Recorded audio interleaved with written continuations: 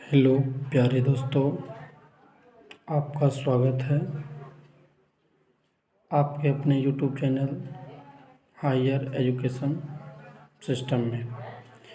आज हम लोग हिंदी के कुछ महत्वपूर्ण प्रश्न उत्तर पर बात करेंगे।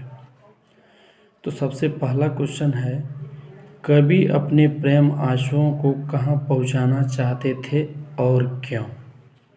तो इसका उत्तर होगा, कवि अपने प्रेम आंसुओं को अपनी प्रेयसी सुजान के आंगन में पहुंचाना चाहते थे, क्योंकि वह मेरे प्रेम आंसुओं से भीग सके और उसे मेरे सच्चे प्रेम का एहसास हो सके। दूसरा क्वेश्चन है, मन लेहु पर देहु छटाक नाही से कवि का क्या अभिप्राय है?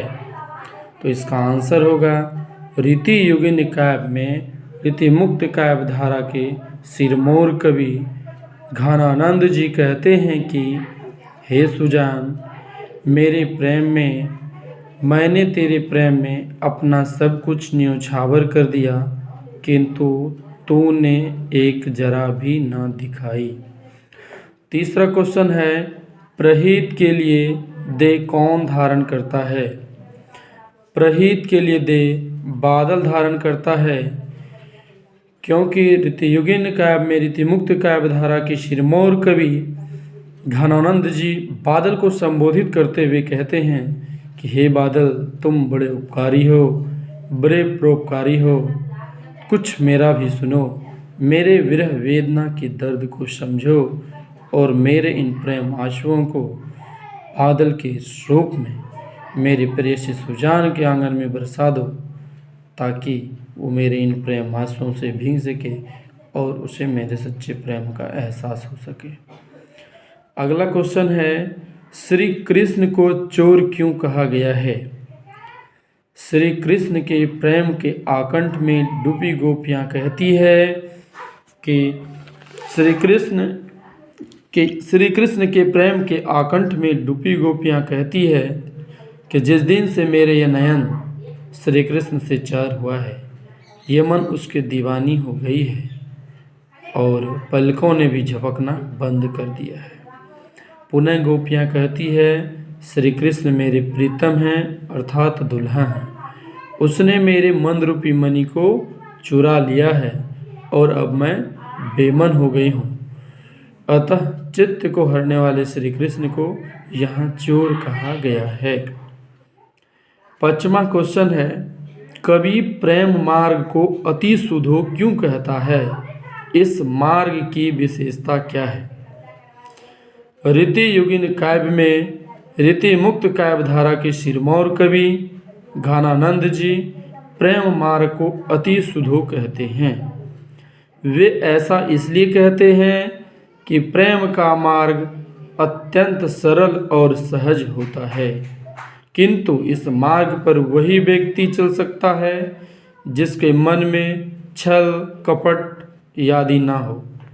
इस मार्ग की सबसे बड़ी विशेषता यह है कि इस मार्ग पर चलकर ईश्वर को भी प्राप्त किया जा सकता है।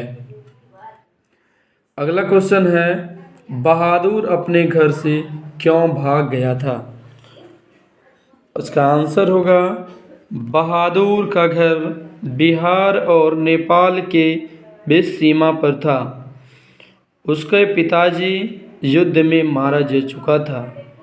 उसकी माँ ही उसका भरण पोषण करती थी। उसकी माँ बड़ी गुस्सैल थी। वह चाहती थी कि बेटा कुछ काम काज करे, लेकिन बहादुर एक नहीं सुनता था। दिनों भर घूमते फिरता था, हवाई पतंग उड़ाता था, वृक्षों पर चढ़ता था, घोंसलों में हाथ डालता था। एक दिन उसने भैंस को जंगल ले गया और माँ की सबसे प्यारी भैंस को उसने जमकर पिटाई कर दी और भैंस भागी भागी माँ के पास आया और माँ का माथा ठनका और वह गुस्से से पागल हो गई। बहादुर के घर आने पर उसकी माँ ने भैंस के मार का काल्पनिक अनुमान लगाकर एक डंडे से बहादुर की उसकी दोगुनी पिटाई कर दी, जिससे कि बहादुर का दिल अपने माँ से टूट गया और वह घर छोड़कर भाग गया। अगला क्वेश्चन है, लेखक के घर में आए रिश्तेदार ने कैसा प्रपंच रचा और इसका क्या परिणाम निकला। लेखक के घर आए रिश्तेदार अत्यंत धूर्त और चालाक था। वे ना तो बच्चों के लिए मिठाई लाए थे और ना ही उनके हाथ में पैसे देना चाहते थे। अपनी झूठी प्रतिष्ठा कायम करने के लिए रुपये चोरी का प्रपंच रचा और इसका इल्ज़ाम बहादुर पर लगाया और इसका यह परिणाम यह हुआ कि बहादुर एक दिन लेखक के घर छोड़कर भाग गया। अगला क्वेश्चन है, बहादुर के नाम से दिल शब्द क्यों उड़ा दिया गया। विचार करें। इसका आंसर होगा, बहादुर से जब पहली बार नाम पूछा गया तो उसने अपना नाम दिल बहादुर बताया। निर्मला ने बड़ी चतुराई से उसके नाम से दिल शब्द उड़ा दिया, जिससे कि नाम भी छोटा हो गया, जो कि निर्मला को उपयुक्त लगा। 9 नंबर क्वेश्चन है, बहादुर के आने से लेखक के घर और परिवार के सदस्य पर कैसा प्रभाव पड़ा। बहादुर के आने से लेखक के घर और परिवार के सदस्यों पर व्यापक प्रभाव पड़ा। घर आंगन साफ रहने लगे और कपड़े चमाचम सफ़ेद हो गए। इतना ही नहीं, निर्मला की तबीयत भी ठीक हो गई। अगला क्वेश्चन है 10 नंबर, बहादुर के चले जाने पर सबको पछतावा क्यों होने लगा। बहादुर के चले जाने पर सबको पछतावा इस बात का हो रहा था कि अब ऐसा नेक, ईमानदार और कर्मठ नौकर कहाँ मिलेंगे, जिन्होंने कि इतने दिनों तक काम किया किंतु वेतन के रूप में 1 रुपया नहीं लिया। यहाँ तक कि घर में कुछ चुरा कर ले गया होता तो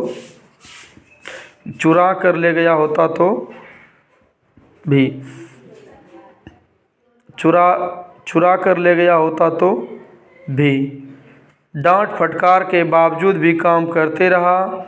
यही सब कारण से उससे चले जाने पर सबको पछतावा हो रहा था। अगला क्वेश्चन है, बहादुर पर ही चोरी का आरोप क्यों लगाया गया और उस पर इस आरोप का क्या असर पड़ा। व्यवहारिक जीवन में ऐसा देखा जाता है कि कमज़ोर और निसहाय व्यक्ति पर ही अन्याय और अत्याचार किया जाता है। यहाँ पर बहादुर पर इल्ज़ाम इसलिए लगाया कि बहादुर घर का नौकर था। अगला क्वेश्चन, किन कारणों से बहादुर ने एक दिन लेखक का घर छोड़ दिया। लेखक के घर में प्रारंभ से बहादुर को अच्छे से रखा जाता था। कुछ समय पश्चात पत्नी एक पुत्र दोनों उसकी पिटाई बात बात पर कर देते थे। एक रिश्तेदार के चोरी के दोषारोपण पर लेखक ने भी बहादुर की पिटाई की। बार बार प्रताड़ित होने से एवं मार खाने से एक दिन अचानक लेखक के घर छोड़कर चला गया। अगला क्वेश्चन है, बहादुर अपने शब्दों में पहली बार दिखे बहादुर का वर्णन करें। पहली बार, तो इसका आंसर होगा, पहली बार दिखे बहादुर की उम्र 12-13 वर्ष की थी। उसका रंग गोरा, मुंह चपटा एवं शरीर ठिंगना चकैत था। वह सफ़ेद नेकर, आधी बाँह की सफ़ेद कमीज और भूरे रंग का पुराना जूता पहना था।